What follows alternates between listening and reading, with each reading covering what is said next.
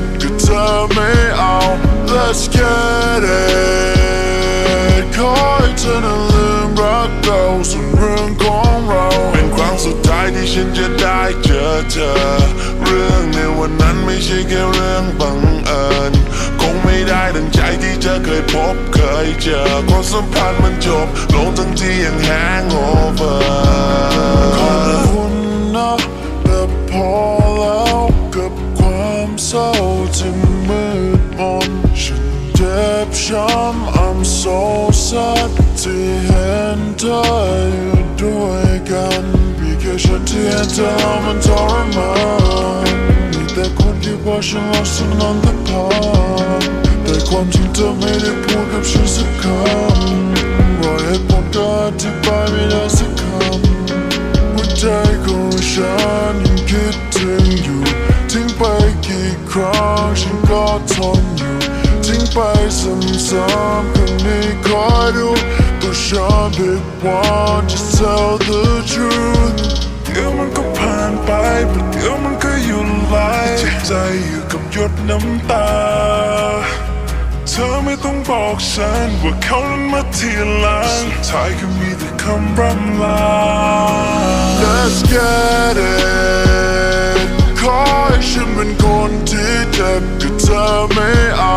Let's get it ขอให้เธอนั้นลืมรักเราส่วนเรื่องของเราเป็นครั้งสุดท้ายที่ฉันจะได้เจอเธอ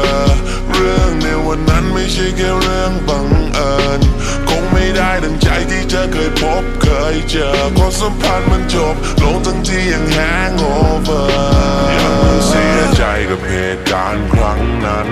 โทษเอาไว้ในใจทำไมเธอถึงไม่รักฉันเคยรักกันมากเท่าไรมันคงเป็นเรื่องที่เพ้อฝันแล้วเธอคิดยังไงกับเรื่องบาดใจเธอซ้ำๆเอาเป็นว่าฉันเองไม่ดีไม่พร้อมเหมือนใครอื่นนี้เธอไม่ต้องดันทุรังทำไมมีฉันมันคงจะดีต่อไปนี้ถ้าเธออยากลืมฉันก็จะไม่ฝืนปล่อยให้หายไปรักเผาใจฉันยังก็ฝืนก็ไม่ช้ำใจแบบหลายทางทุกทนกว่าจะหายนานรู้เลยเธอไม่ต้องการฉันรู้เลยตั้งแต่เมื่อวานเจ็บเท่าไรยังไม่พอช่างมันไม่อยากขอสายตาที่เลอะเลือนพาหัวใจมันหม่นหมองเดี๋ยวมันก็ผ่านไปเดี๋ยวมันก็หยุดไหลเจ็บใจอยู่กับหยดน้ำตา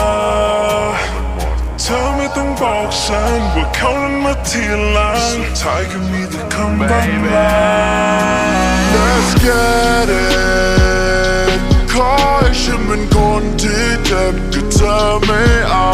Let's get it ขอให้เธอนั้นลืมรักเราส่วนเรื่องของเราเป็นครั้งสุดท้ายที่ฉันจะได้เจอเธอ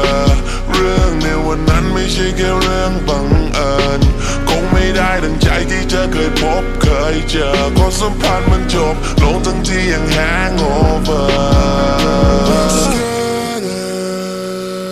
ขอให้ฉันเป็นคนที่เจ็บกับเธอไม่เอา